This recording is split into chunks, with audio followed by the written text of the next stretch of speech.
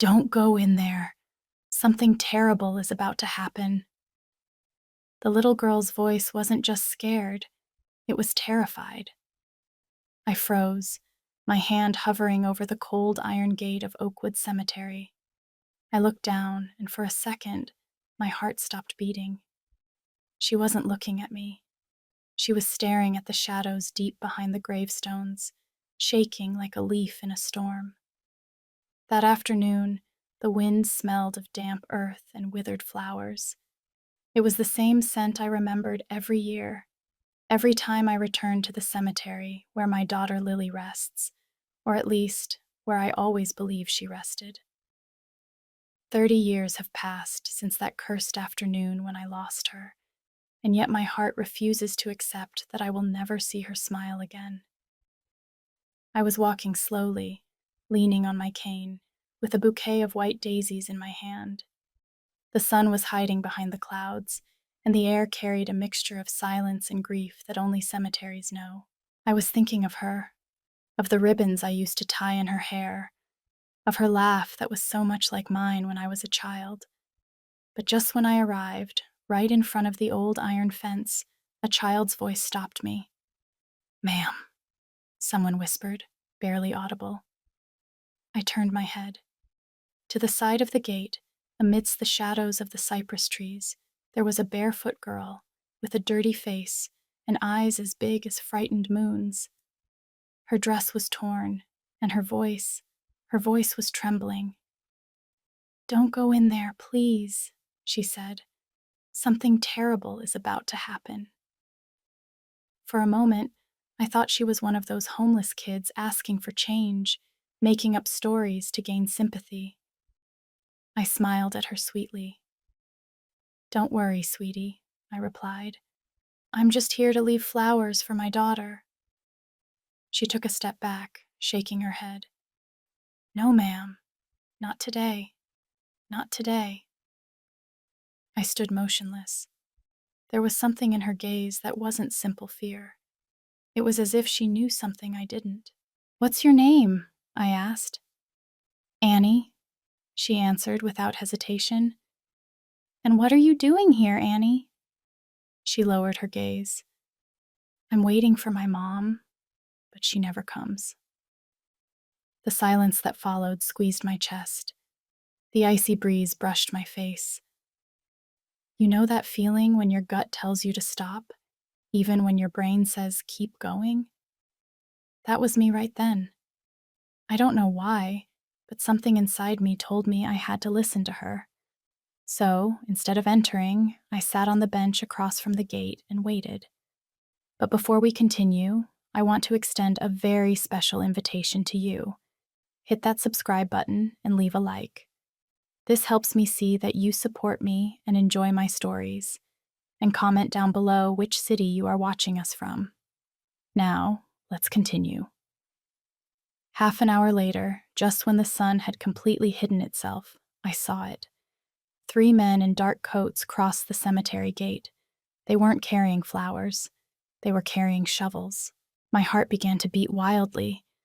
I watched them from afar, trying to understand what they were doing there at that hour. They moved quickly, as if they were afraid of being seen. One of them carried a flashlight and pointed to a particular grave. Annie, the little girl, clung to my arm. "See, ma'am?" she said. "I told you not to go in." "What are those men doing?" I asked. "I don't know, but they come often, and they always go to the same place." My throat went dry.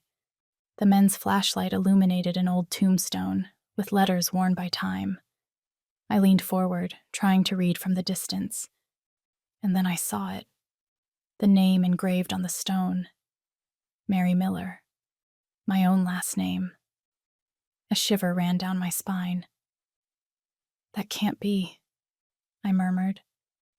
I didn't know any Mary Miller buried there.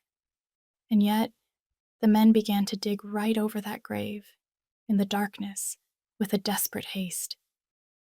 The girl pulled my arm. "Don't look anymore, ma'am." "Why? What are they doing?" "Because if they see us, They'll come for us."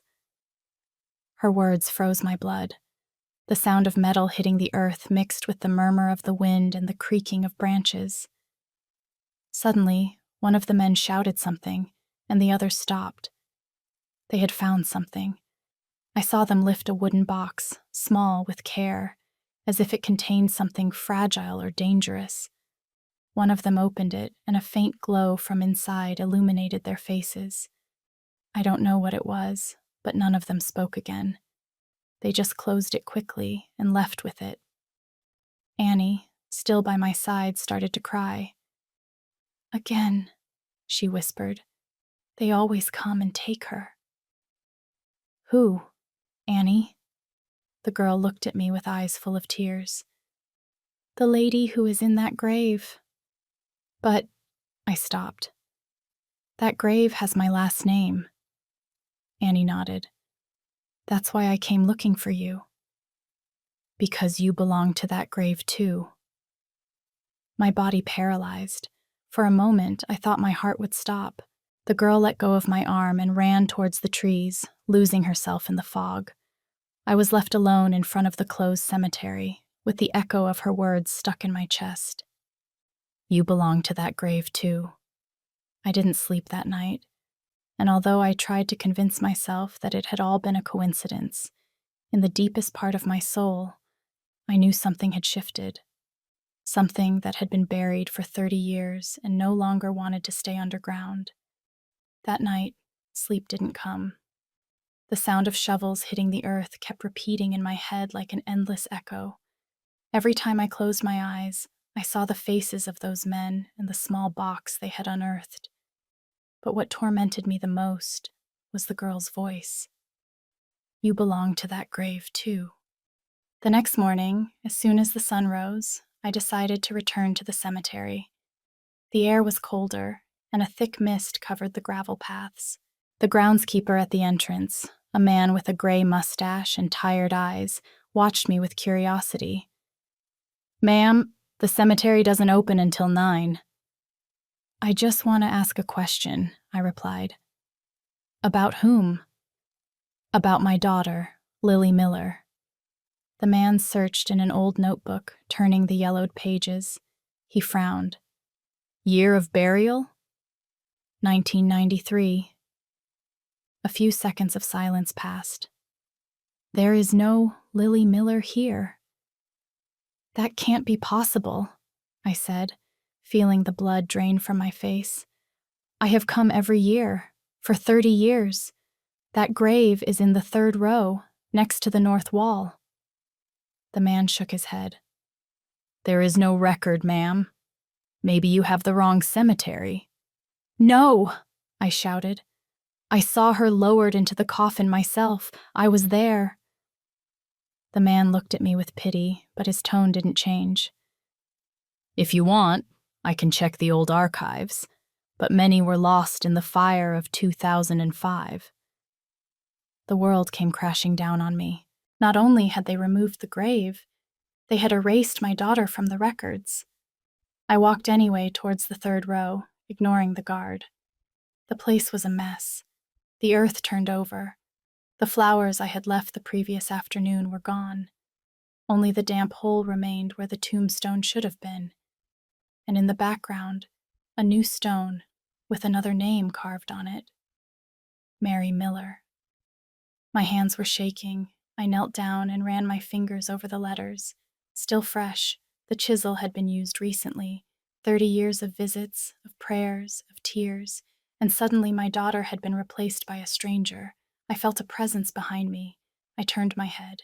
Annie was there, standing barefoot in the same torn clothes as the afternoon before. "I told you not to go in," she whispered. "Why? Who did this?" The girl lowered her gaze. "Them." "Who are they?" "The ones who come at night. The ones who change the names." Her voice chilled my blood. She approached, extending her small, dirty hand, and pointed to the grave. "She isn't named Mary." "Then who is in there?" "A woman who stole her place." Confusion was devouring me. I didn't know if I was talking to a real girl or a shadow born of my regrets, but there was truth in her eyes, truth and fear. "Annie," I told her, "where do you come from?" "From here," she replied, staring at the graves. "Do you live in the cemetery?" She denied with a slow gesture. "I don't live." I felt a shiver run down my spine. I tried to touch her, but she took a step back. "Don't look for me by day, ma'am. I only come when Lily cries." My lips trembled. "Lily?" "Yes, she calls me." "Where is she?" Annie looked up toward the back wall, where the sun doesn't enter, where no one visits. That wall was the limit of the cemetery, the oldest part, where the graves were covered in moss and the rusted crosses had fallen. I approached with my heart beating like a drum. The silence there was different, heavy, thick. The air had a strange smell, like old dampness and rotten flowers. Among the tombstones, I found something that shouldn't be there. A bouquet of fresh flowers, the same white daisies I had left on Lily's grave the day before. Underneath, a piece of white cloth stained with mud. I picked it up. It was part of the dress Lily wore the day of her burial, the same lace I had sewn with my own hands. My whole body was shaking. I looked around. No one. Just Annie, standing next to a crooked cross, watching me in silence.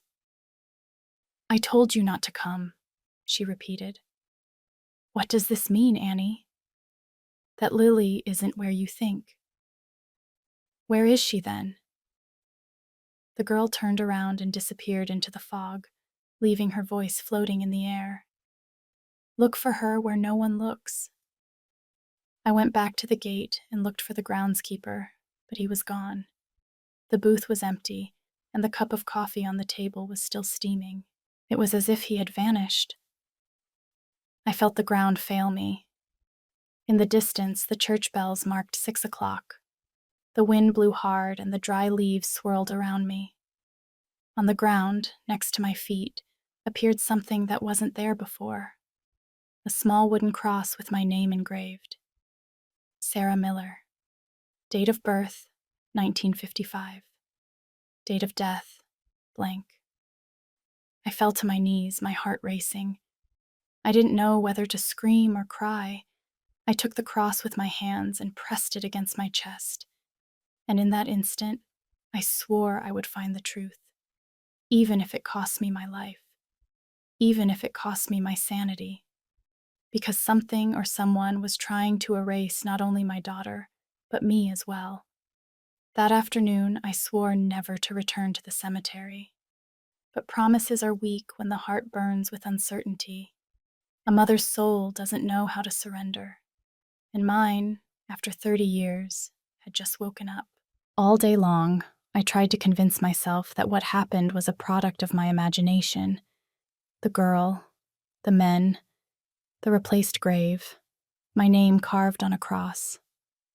Maybe, I thought, age is starting to play tricks on my mind. But deep down, I knew it wasn't madness. It was a warning.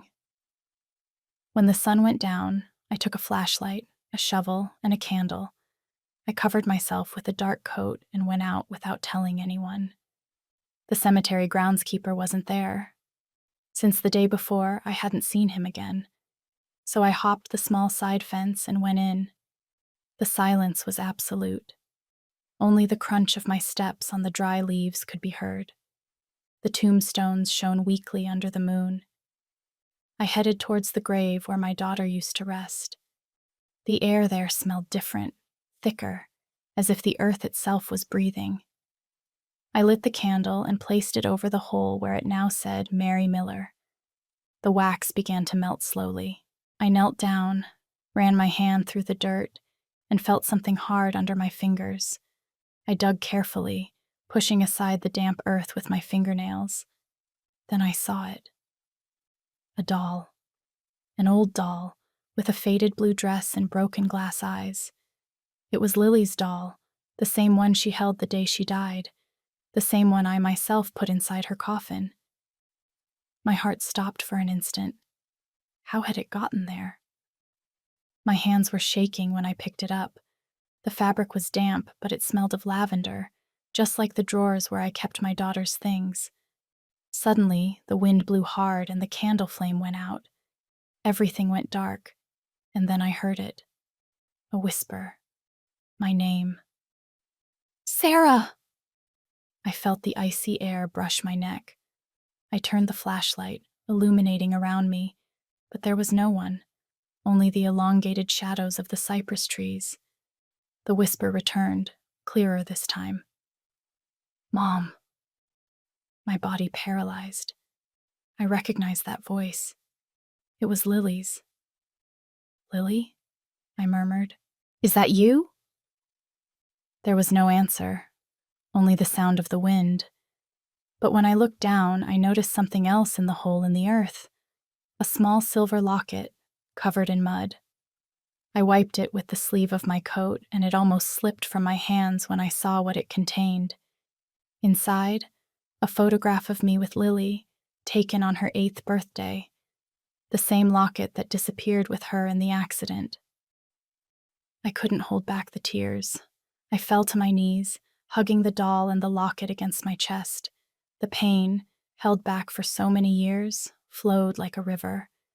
And in the middle of my crying, I heard steps behind me. Soft steps, almost floating. I turned. Annie was there. Her face, pale under the moonlight, had a sad expression, almost maternal. I told you not to look for her, she whispered. Why? What are you hiding from me? Annie approached, and the flashlight illuminated her face. Her eyes weren't entirely human. They were a grayish color, deep, like the still water of a well. Because she doesn't rest, she said. Who? Lily? Yes. She isn't at peace. Why? Annie lowered her head. Because someone moved her. My lips trembled. Who moved her? I asked with desperation. The men who came at night, she said. They don't rob graves for money. They steal memories. They erase names. And Lily, she had a name too pure to leave here.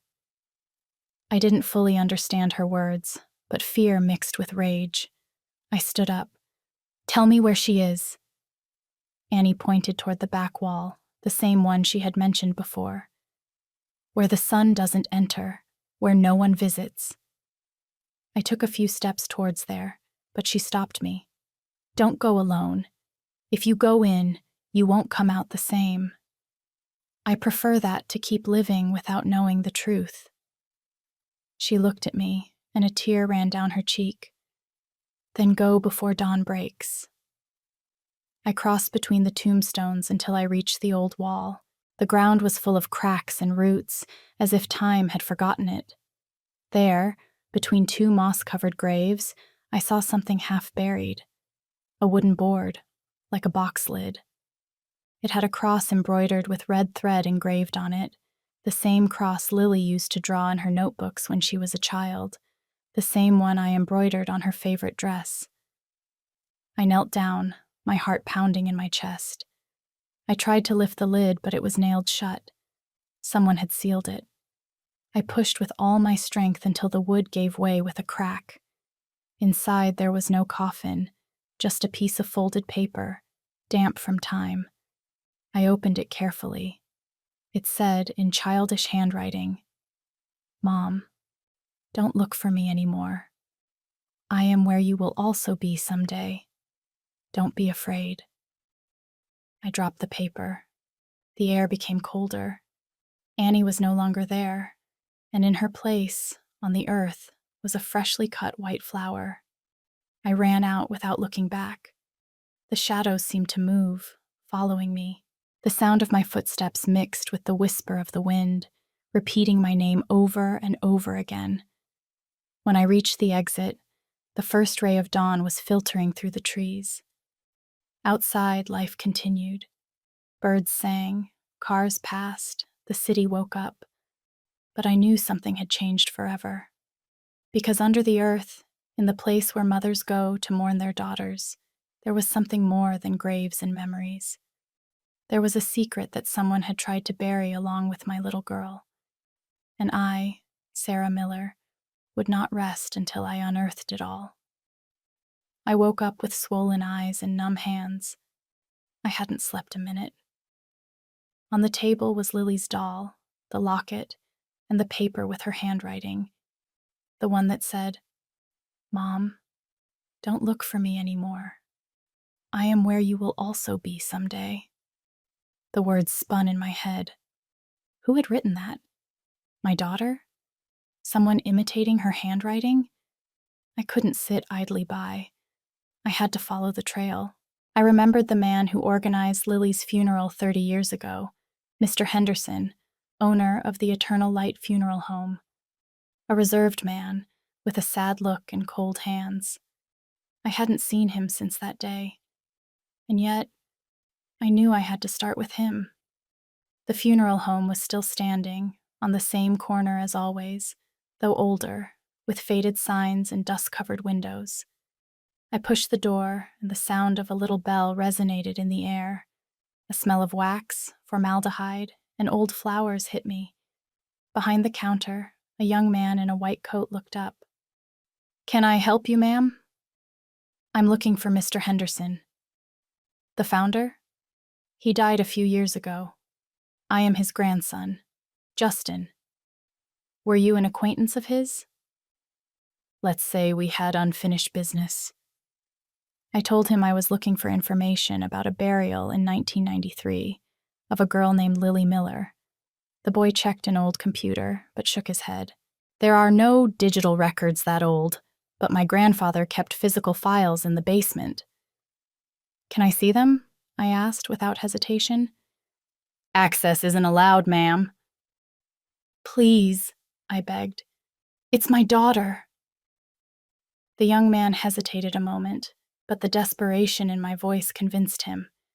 He took a flashlight and guided me down a narrow hallway to a rusty metal door. He opened it with an old key, and we went down a damp, dark staircase. The basement smelled of rotten wood and dust. On a shelf, hundreds of cobweb-covered folders awaited oblivion. We searched for almost an hour. Finally, Justin exclaimed, "Here it is! Lily Miller, 1993. He took the folder and handed it to me. My hands were shaking as I opened it. Inside were yellowed papers, the death certificate, the burial order, and a sheet with my husband's signature. Up to there, everything seemed normal. But underneath, there was something else. A sheet with another name. Mary Miller. Same date. Same coffin number. "This can't be," I murmured. "It must be a duplicate error," said Justin. "No," I interrupted him. "That woman is buried in my daughter's place." Justin frowned. "Wait a moment." He pulled a metal box from the shelf. "My grandfather kept personal notes on strange cases." He opened the box, and inside were newspaper clippings, photographs, and a small leather-bound notebook. On one of the pages, written in shaky handwriting, it read, "Duplicate burial. 2 bodies. 1 grave. The mother must not know. Direct order from the client." The small box contained the locket. I felt dizzy. "What client?" I asked. "It doesn't say, but here is a municipal file number," Justin replied. I wrote it down with trembling hands. "Thank you, son. You have helped me more than you imagine." He took my arm. "Ma'am, be careful. If my grandfather wrote that, it's because he feared something." "Feared who?" Justin swallowed hard. "The family that paid for the double burial." I left the funeral home with my heart racing. Rain was beginning to fall, and the streets seemed darker than usual. I walked to the bus stop, but when I was about to board, I noticed something in the back seat. A little girl, sitting, looking out the window, barefoot, with braids. It was Annie. I froze. She turned her head slowly and looked at me with those gray eyes that seemed to see beyond the world. She said nothing.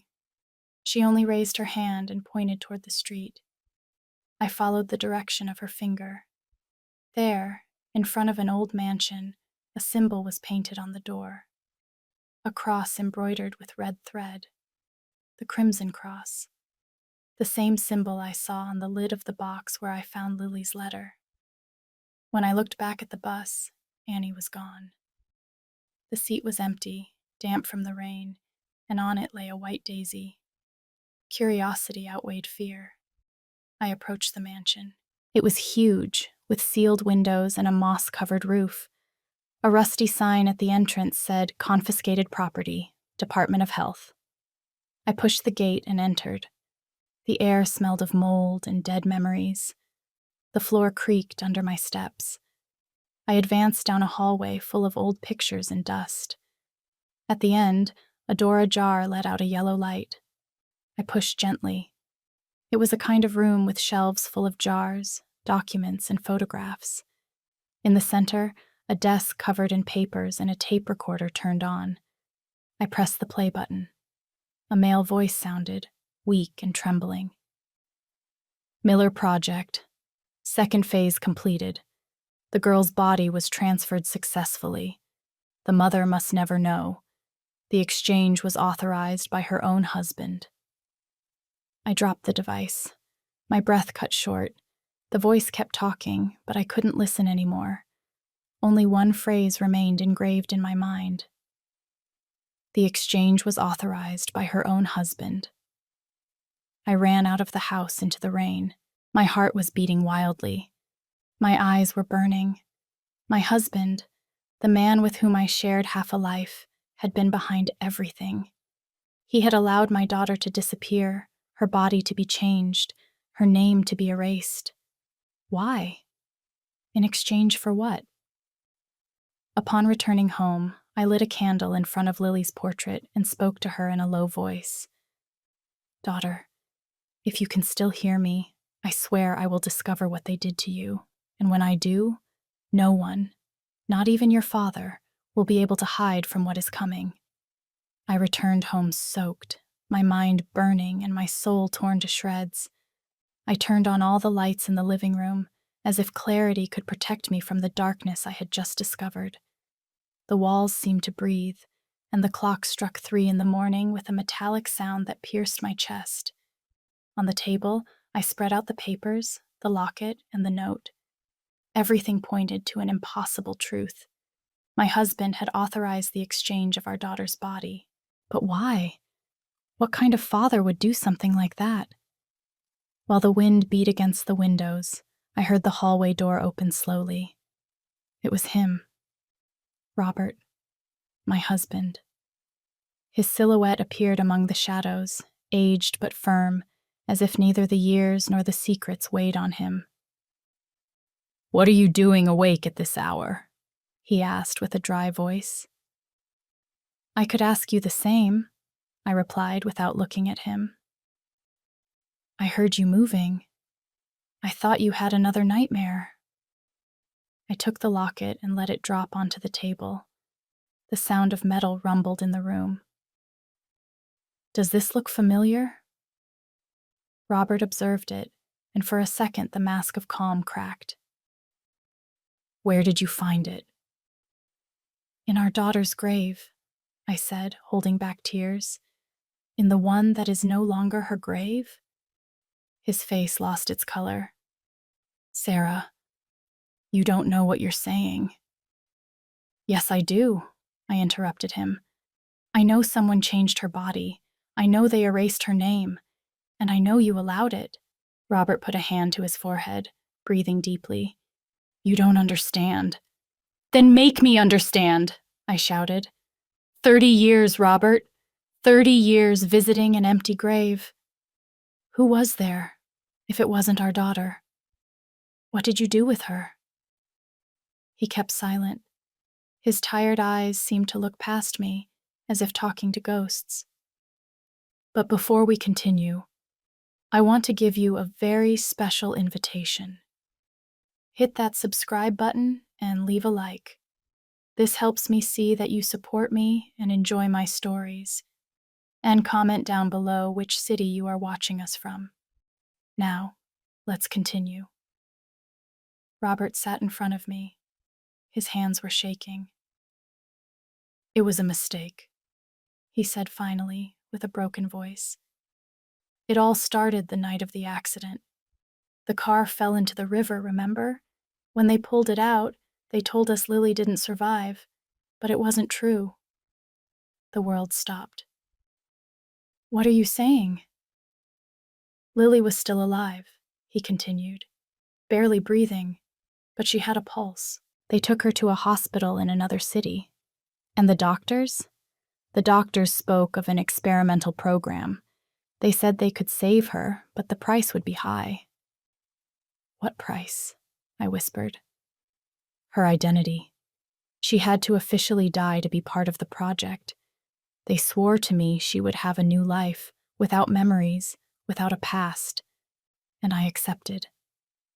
Tears burned my eyes. "You gave her away? You gave our daughter to strangers?"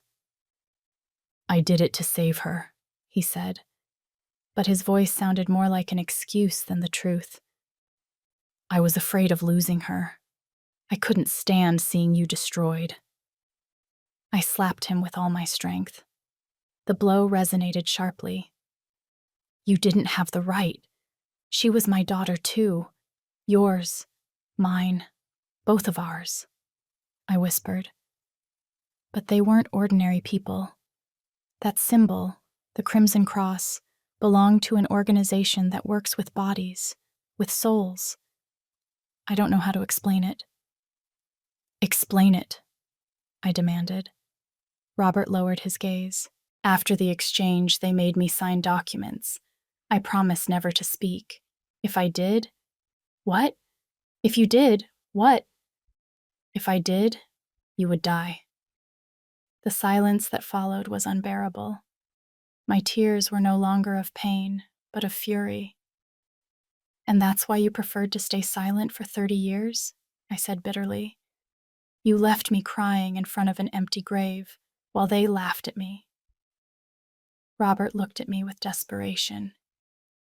"Lily is alive, Sarah." "What?" "I don't know where, but she is.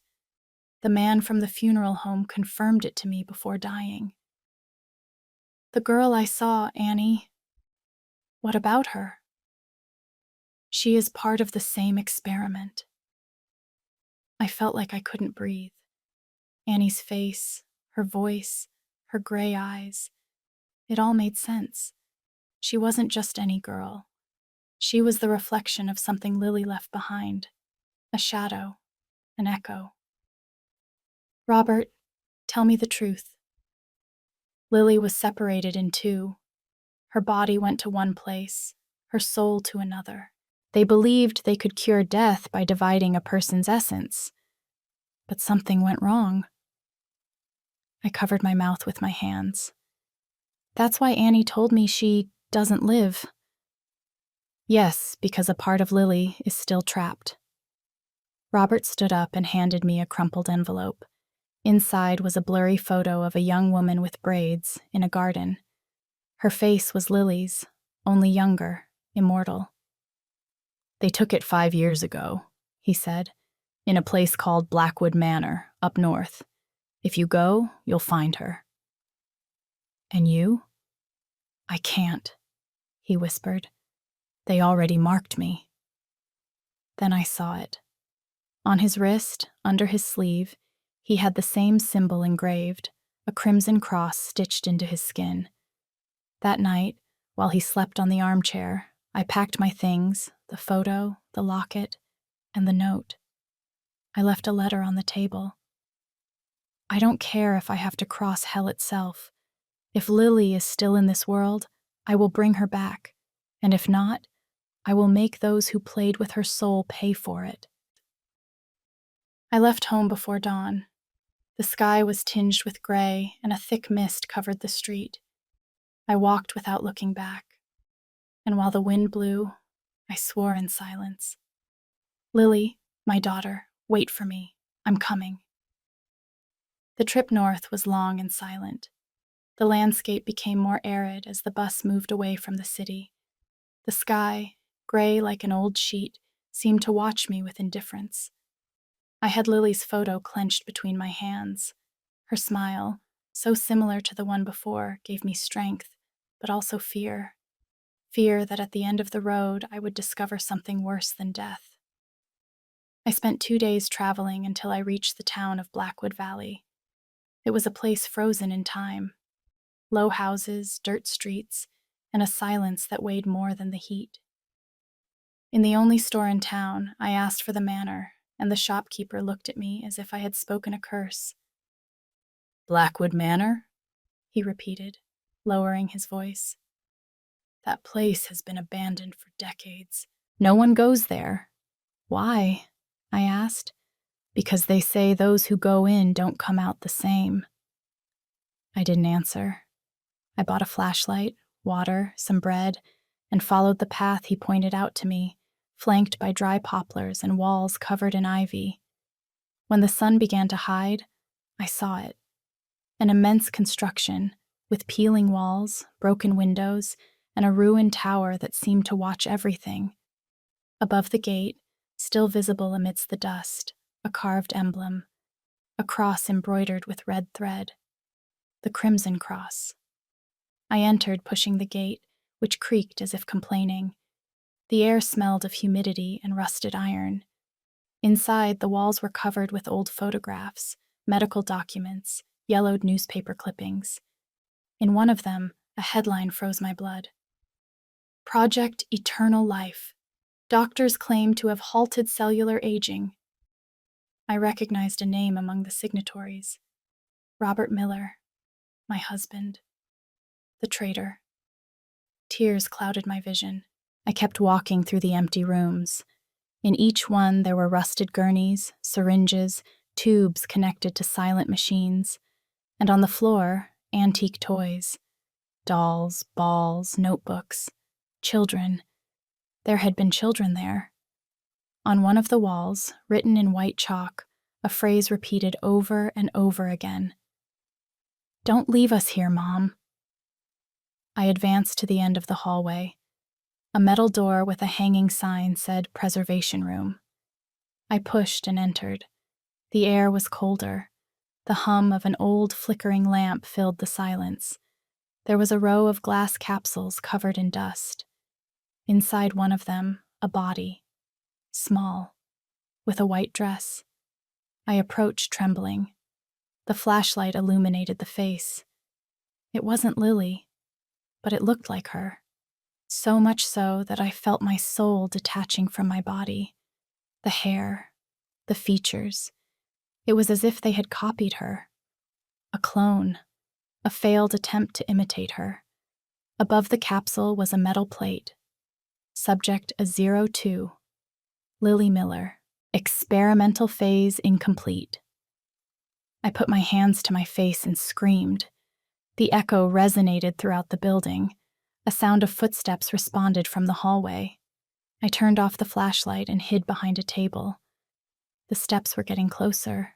Slow, heavy. A swinging light illuminated the entrance. A man's voice murmured, "I knew you would come, Sarah." I recognized the voice instantly. Robert. He advanced, with a haggard face, deep, dark circles, and an expression that mixed guilt and madness. "You shouldn't have come here," he said. "You lied to me all my life," I shouted. "You said you had saved her." "And I did, but not how you imagined." "What did you do to her, Robert? What did you do with our daughter?" Robert looked at the capsules. "I couldn't lose her. They promised me I could duplicate her essence." "Duplicate?" "Yes. One Lily alive, another eternal. One for this world, another for the next." "That is monstrous." It was the only way, he whispered. But we failed. The living Lily escaped. The eternal one remained trapped here. My legs went weak. Where is she? Where is my daughter? He handed me a crumpled folder. Inside was an address and a photo of an adult woman with the same sweet look as my little girl. Her name is Lauren now, he said. She lives under another name, but she doesn't remember anything about you. A gust of wind blew out the lamp, and in the darkness we heard a whisper. Dad? Robert turned around. The voice came from the capsule. The figure inside the glass moved a finger. Her eyes opened slowly. Mom! I screamed. Robert ran towards her, but before touching the glass, it shattered with a crash. A thick liquid spilled onto the floor. The body inside began to dissolve, as if melting into the air like mist. No! Roared Robert. This wasn't how it was supposed to end!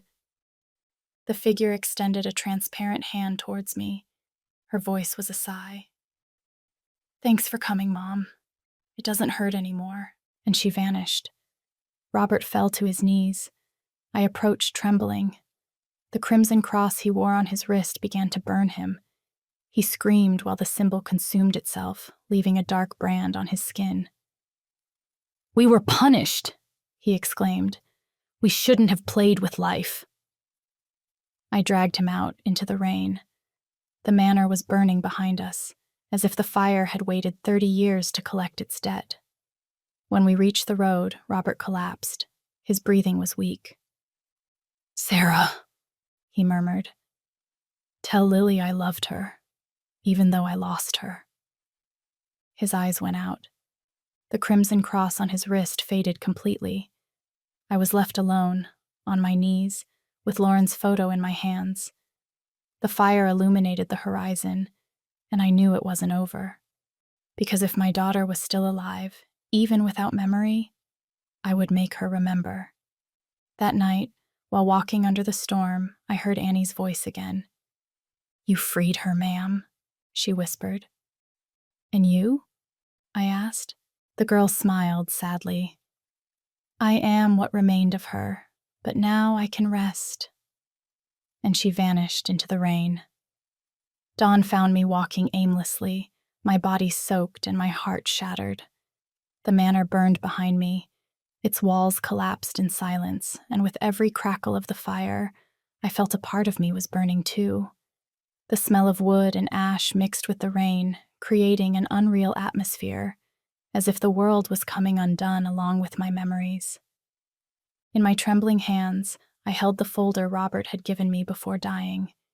Inside, besides the photo, was a handwritten address, St. Jude's Clinic, Bridgeport City, and a phrase, crossed out and almost illegible. Project Eternal Life. Case 02. Subject L.A. Lauren Anderson, I thought, saying aloud the name that now replaced my daughter's. Lily had died to the world, but Lauren lived.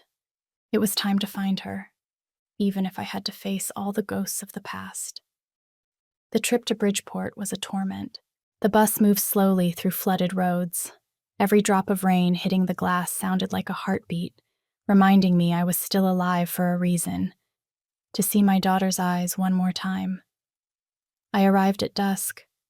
The city was small with cobblestone streets and old street lamps. I asked for the clinic, and an older woman with a white apron pointed the way.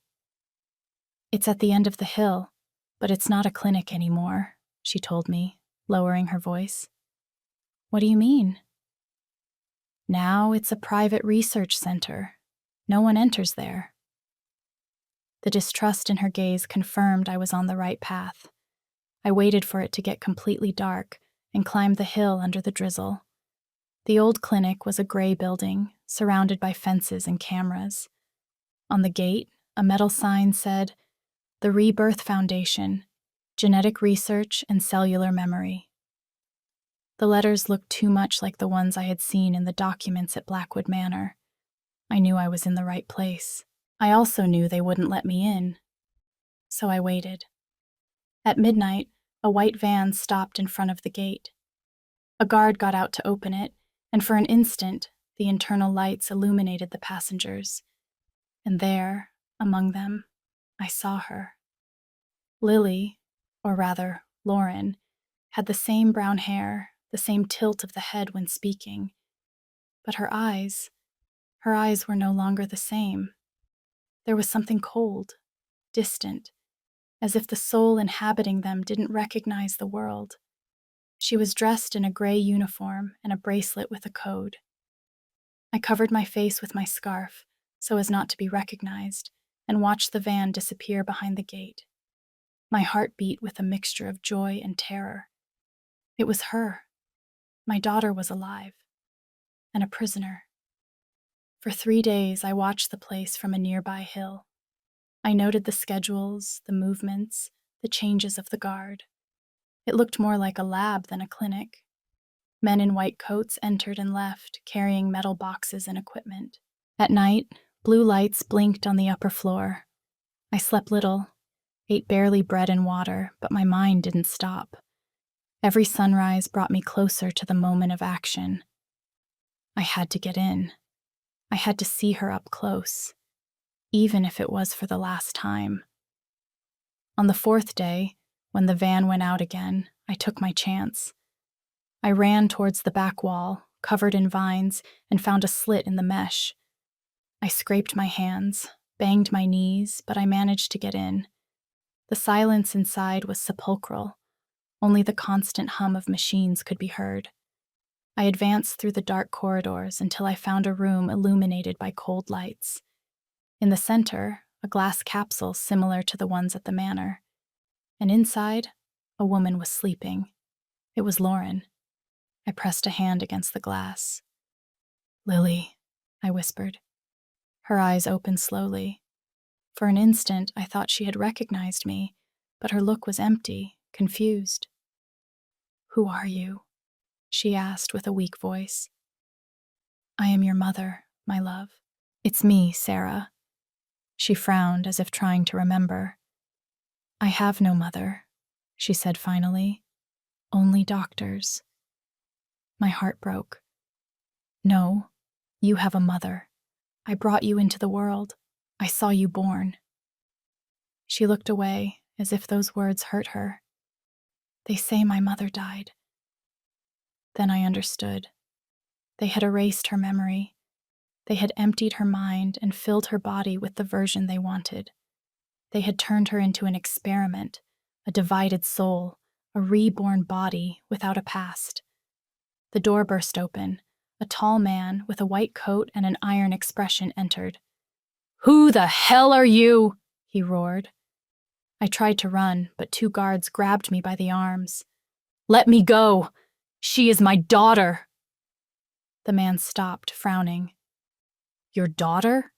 That's impossible." "Look at her," I shouted.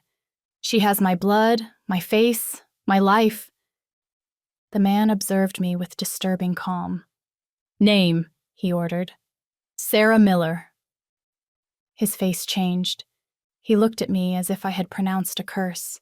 "So, you are the mother of Case 0. "What does that mean?" I asked.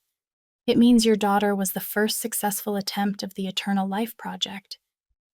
But you were the uncontrollable variable." "Variable?" "Your emotional bond interfered with the experiment. The energy between mother and daughter was too strong." "We are not energy, we are human beings," I shouted. He smiled coldly. "Precisely for that reason, subsequent trials failed.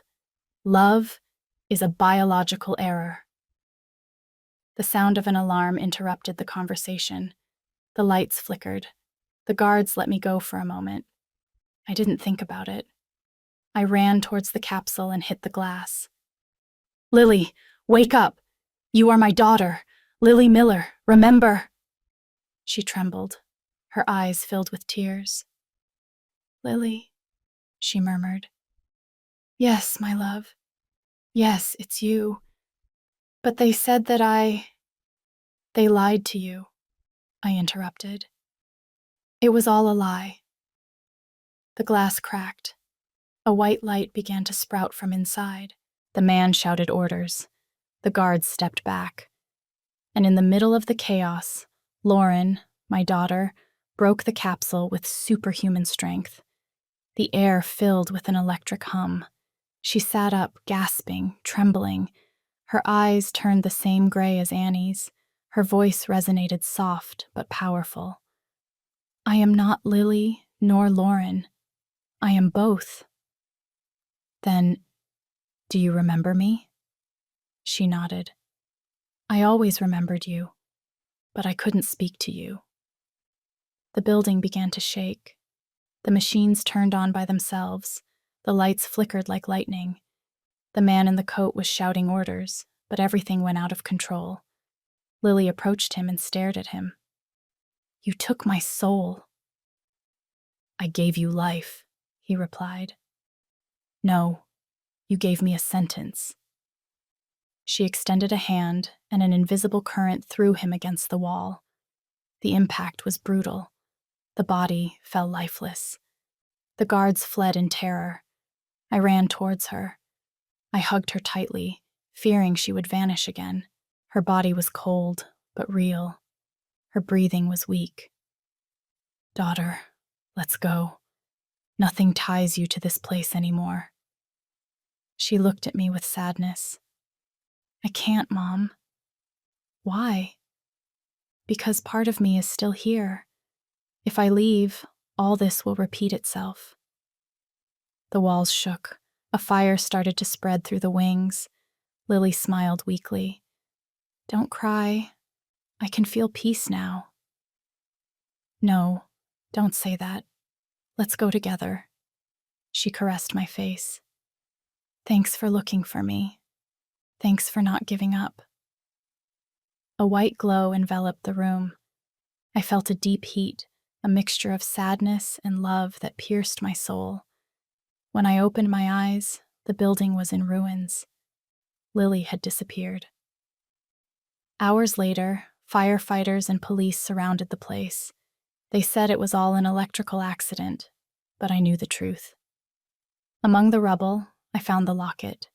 Inside, a new photo. Lily and I, hugging, smiling, an image that never existed until that moment. I knelt among the ashes and cried, not of pain, but of relief. My daughter, in some way, had returned a piece of her to me. A final goodbye. Closure. And while the sun rose over the ruins of the Rebirth Foundation, I knew that the promise I made her that night, I will not rest until I find you, had been fulfilled. Lily wasn't alive in this world, but neither was she dead. She was free. I walked down the hill, with the locket on my chest, listening to a voice that the wind seemed to bring me from afar. I'll see you, Mom, when the flowers grow again. And for the first time in 30 years, I smiled. 3 years have passed since that night at the Rebirth Foundation. Sometimes, when I wake up before dawn, the silence of the world reminds me of the echo of her voice. I'll see you, Mom, when the flowers grow again. And then I understand that some goodbyes don't end with death, but transform into seeds. Since everything happened, I moved cities. I live in a small house in the country, far from the noise and shadows of the past. The neighbors think I'm a quiet widow who spends her afternoons embroidering or watering her garden. No one imagines the story that brought me here, nor the weight I still carry in my chest. The garden, that small space behind my house, has become my refuge. There I planted daisies, sunflowers, and white lilies, Lily's favorite flowers. Every morning, while I water them, I talk to her.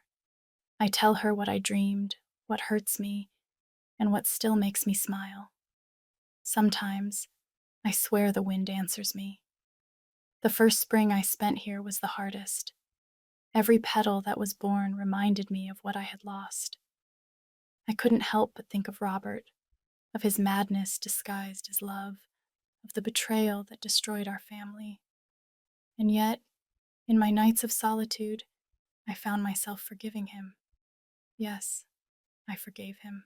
Not for him, but for me, because I understood that hatred is a prison deeper than any laboratory.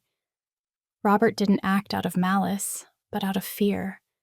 The fear of losing what he loved most led him to lose everything, and in that reflection, I also saw my own guilt, my silence, my absences, my blind faith that love was enough to protect our own.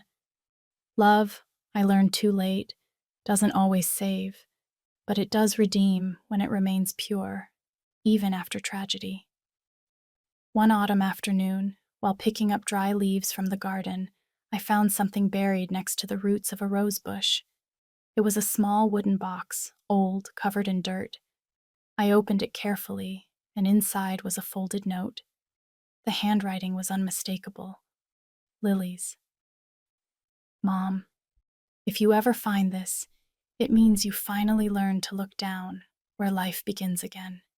Don't cry anymore. Don't look for me in graves or portraits. I am in every living thing that grows around you. And when you smile again without guilt, you will know I am with you. Tears clouded my vision. I fell to my knees on the earth and cried, not of sadness, but of relief. For the first time in decades, I understood what my daughter had meant that last time. When the flowers grow again. That was it. Life. Rebirth. Since that day, I swore to live not to remember her with pain, but to honor her with love. Little by little, the years began to soften the weight of memories. My hands, marked by time, keep embroidering, but I no longer sew dresses or tablecloths, but handkerchiefs with phrases that remind me I'm still alive. One of them says, "Love doesn't die, it only changes form." Another, the one I keep under my pillow, has a crimson cross embroidered on it, like the ones that marked our history, not as a symbol of pain, but of learning. Every thread that crosses the fabric is a silent prayer, a way of telling the universe that I forgive it, that I understand it, that I no longer hold a grudge. Sometimes, neighbors pass by my garden and tell me they never saw flowers grow so fast. I smile and don't answer. They wouldn't know how to explain to them that it isn't me who takes care of them, but her. That every sunrise I feel her presence like a warm breeze caressing my hair. That when the sun goes down, a small shadow sits next to me and I hear a distant laugh, the same one as my 8-year-old girl. A few weeks ago, I received a letter with no return address. The envelope was sealed with red wax. Inside, just a photograph. A young woman standing in front of a field of white lilies. She had my look, my smile, and around her neck, the locket I had lost among the ruins of the Rebirth Foundation. Behind the photo, a phrase. "Thanks for letting me go, Mom. Now I am free." I didn't know if it was a miracle or a joke of destiny. I don't know if someone found her, if she really was reborn, or if that image was just a consolation from those who no longer belong to this world. The only thing I know is that, since then, I sleep in peace. Because I no longer need proof. I don't need to see her, touch her, or even hear her voice. Her presence is everywhere. In the perfume of the flowers, in the song of the birds, in the silence of the calm nights. My daughter is alive where love doesn't die. Today, I am 68 years old. I walk slowly but firmly. Every step I take reminds me of the miles I traveled to understand that life isn't about what we lose, but what we learn to let go. There are days when my body hurts, but I no longer complain. Every scar, every wrinkle, is a story written by the hand of God. And among all of them, there is an invisible line that connects me to Lily. Sometimes, when the sun falls behind the mountains, I close my eyes and hear her voice. She doesn't cry anymore. She doesn't beg anymore. She just tells me, "I told you, Mom. The flowers grew back." Tonight, the sky is clear. The moon shines over the garden, and the scent of flowers fills the air. I sit on the old wooden bench, the same one where she played as a child, and I open the notebook where I have been writing for months. I don't know if anyone will ever read these pages, but I write them anyway, like someone leaving breadcrumbs for others to find the way. I write because I want the world to remember that a mother's love knows no borders, not even those of death. I write because there are women, in some corner, who mourn their lost children without knowing that they are still alive in every act of kindness, in every flower that blooms, in every smile they give to others. And I write because I want to leave a record that forgiving doesn't mean forgetting, but freeing oneself. Lily taught me that memory isn't in graves, but in gestures, in tenderness, in faith that refuses to die. When the clock strikes midnight, a breeze runs through the garden. The daisies bow gently, as if greeting, and I smile, because I know she is here. I don't see her, but I feel her. A warm energy wraps around me, and I hear a barely audible whisper. "Rest, Mom. You did good." I close my eyes. A silent tear slides down my cheek, but this time it isn't from sadness. It is gratitude. Gratitude for having had her, for having looked for her, for having found her in the deepest part of loss. Gratitude for understanding that death only separates bodies, not souls. The wind blows one last time, and the locket hanging on my chest shines under the moon. Inside there is no longer a photo, only a small white seed. I plant it under the rose bush, next to the letter she left me, and as I cover the earth, I murmur, "See you soon, my daughter." Tomorrow, when the sun comes out again, the flowers in my garden will open their petals once more. And so will I. Because although the body ages and memories hurt, there is always something inside that is reborn when one loves without measure. And if you, who are watching or listening to this story, have lost someone, I want to tell you something from the bottom of my heart. They are not far. They are still here, watching you, accompanying you in silence. Love doesn't end in the grave. Love continues in you. So don't turn off the light of your soul because of the pain. Let it bloom, like I let mine bloom, because sooner or later, flowers always grow back. But before saying goodbye, I want to give you a very special invitation. Hit that subscribe button and leave a like. That helps me keep sharing these stories that touch the heart. And tell me in the comments which city you are watching us from, what you thought of this story, and what you would have done in my place. I am Sarah Miller, and this was my story. A story of love, loss, and redemption.